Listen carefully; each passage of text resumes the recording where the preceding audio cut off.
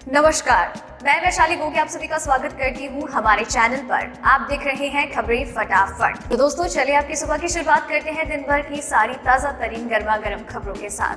आप तो जानते ही हैं कि हाल फिलहाल में सबसे ज्यादा जो बातें हो रही हैं वो कोरोना वायरस और उसकी वैक्सीन को लेकर हो रही है।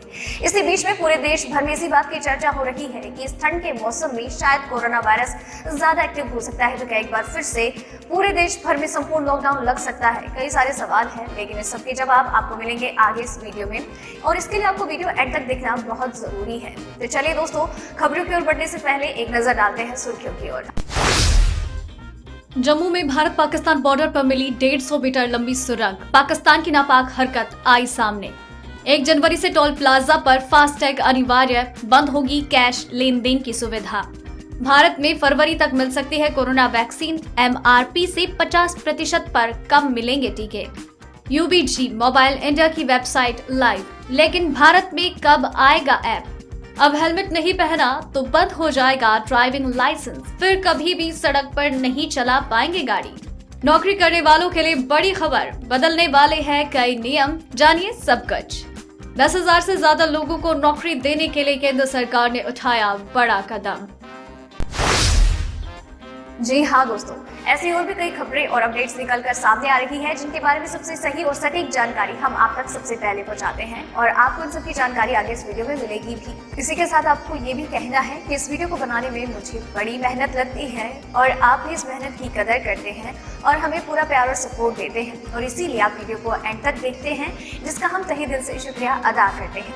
इसी के साथ वीडियो पसंद आती है तो साथ ही साथ आप इसे लाइक भी करते हैं, शेयर करते हैं और अपने विचार हमसे साझा करते हैं, तो बड़ी खुशी होती है ये सब चीजें देखकर और जानकर कि आप हमारे साथ लगातार बने हुए हैं, और ये मोटिवेशन का एक तरीका है, और आप हमें इसी तरीके से मोटिवेट करते रहिए और हम आपके लिए लगातार यूं ही काम करते रहेंगे। तो चलिए दोस्तों, अब खबरों को एक एक करके जान लेते हैं।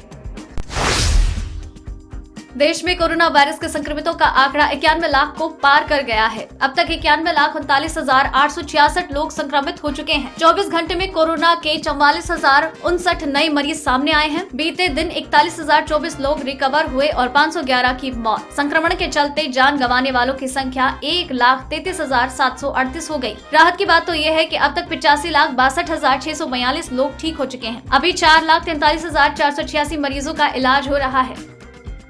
चलिए बढ़ते हैं अगली खबर की ओर। प्रधानमंत्री मोदी ने वीडियो कॉन्फ्रेंसिंग के जरिए संसद सदस्यों के लिए दिल्ली के डॉक्टर BD मार्ग में स्थित बहुमंजिला फ्लैटों का उद्घाटन कर दिया। दिल्ली के डॉक्टर BD मार्ग में स्थित बहुमंजिला फ्लैट के उद्घाटन समारोह में लोकसभा अध्यक्ष ओम बिरला ने कहा, BD मार्ग पर जो क्षेत्र आवास है, जो 3 टावर्स के अंदर बनाए गए हैं, इनका नाम गंगा, यमुना और सरस्वती रखा गया है। इनके निर्माण में 17 महीने लगे हैं और 188 करोड़ रुपए इसकी कुल लागत आई है। चलिए बढ़ते हैं अगली खबर की ओर।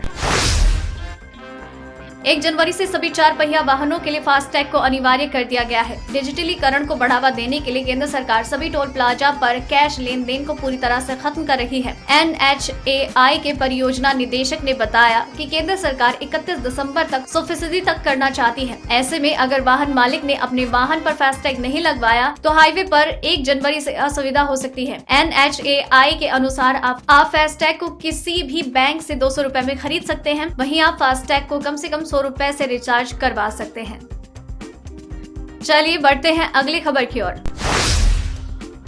जम्मू कश्मीर के सांबा जिले में भारत पाकिस्तान इंटरनेशनल बॉर्डर पर 150 मीटर लंबी सुरंग का पता लगा। बताया जा रहा है कि नगरोटा मुठभेड़ में मारे गए आतंकवादियों ने इस सुरंग से घुसपैठ की थी। सुरंग को BSF और जम्मू कश्मीर पुलिस के गश्ती दल ने खोजा। ये टनल अंतर्राष्ट्रीय सीमा पर गांव रिगाल के पास मिली, जो 0 लाइन के पास है। उन्होंने कहा, इंटरनेशनल बॉर्डर पर इस सुरंग का मिलना ये साफ करता है कि पाकिस्तानी सेना आतंकियों की मदद कर रही है। आतंकियों की ट्रेनिंग से लेकर उनकी लॉन्चिंग तक का पूरा जिम्मा पाक सेना के पास है। पाकिस्तान सेना भारतीय क्षेत्र में आतंकियों की घुसपैठ करवाने में कोई कसर नहीं छोड़ रही।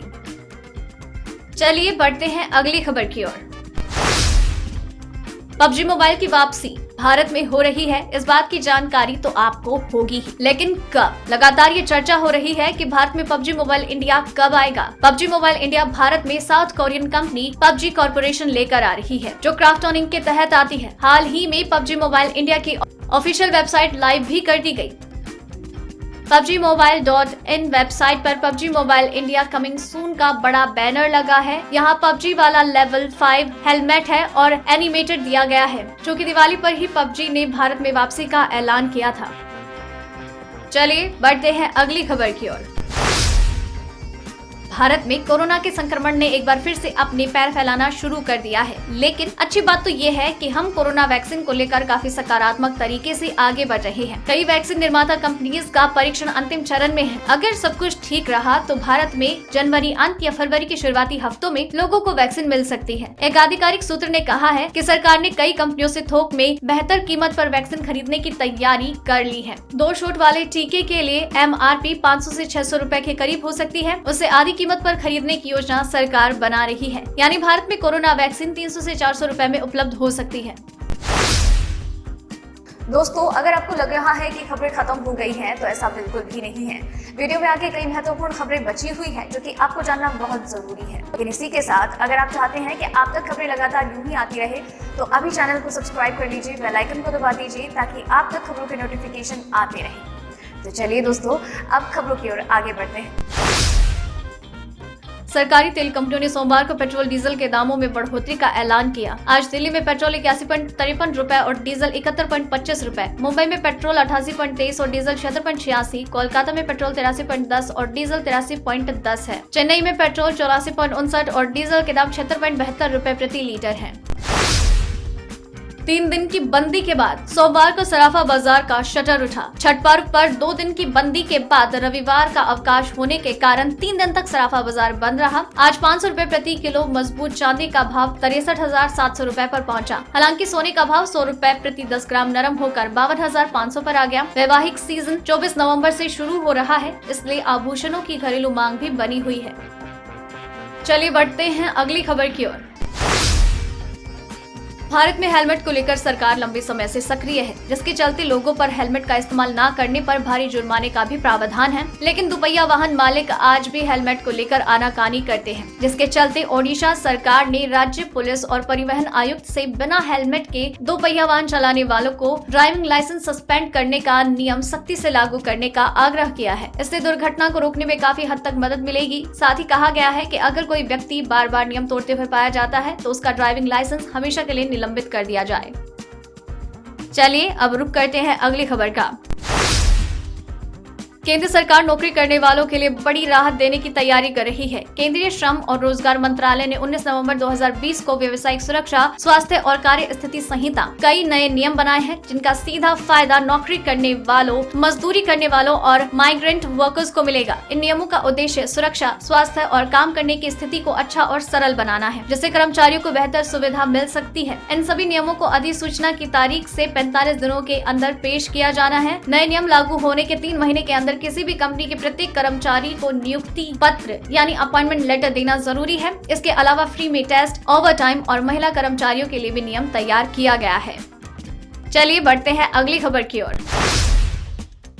केंद्रीय फूड प्रोसेसिंग उद्योग, कृषि एवं किसान कल्याण, ग्रामीण विकास तथा पंचायत राज मंत्री नरेंद्र सिंह तोमर की अध्यक्षता में हुई बैठक में 320.33 करोड़ रुपए की परियोजना लागत के साथ 28 फूड प्रोसेसिंग यूनिट्स को मंजूरी दे दी गई है। 10 राज्यों में स्वीकृत इन परियोजनाओं से 10,000 से ज्यादा लोगों को रोजगार मिलेगा। इनमें पूर्वोत्तर भारत की 6 परियोजनाएं भी शामिल हैं। केंद्रीय मंत्री तोमर ने वीडियो कॉन्फ्रेंस के माध्यम से प्रधानमंत्री किसान संपदा योजना की फूड प्रोसेसिंग एवं परीक्षण क्षमता सृजन या विस्तार योजना के तहत प्राप्त प्रस्तावों पर विचार के लिए अंतर मंत्रालयी अनुमोदन समिति की बैठक की अध्यक्षता की। तो दोस्तों, आज के इस वीडियो में बस इतना ही। खबरों का ये सिलसिला यही खत्म करते हैं, लेकिन आप तक खबरें लगातार यूं ही पहुंचाते रहेंगे। आप बस चैनल को सब्सक्राइब कर लीजिए और साथ ही में बेल आइकन को भी दबा दीजिए, ताकि खबरों का नोटिफिकेशन आप तक लगातार पहुंचता रहे। वीडियो पसंद आई तो इसे लाइक और शेयर करें। अगर वीडियो एंड तक देखा है, देन मेक श्योर कि आप अपना नाम मेंशन करें और साथ ही साथ खबरों के बारे में अपने विचार भी हमसे साझा करें। धन्यवाद।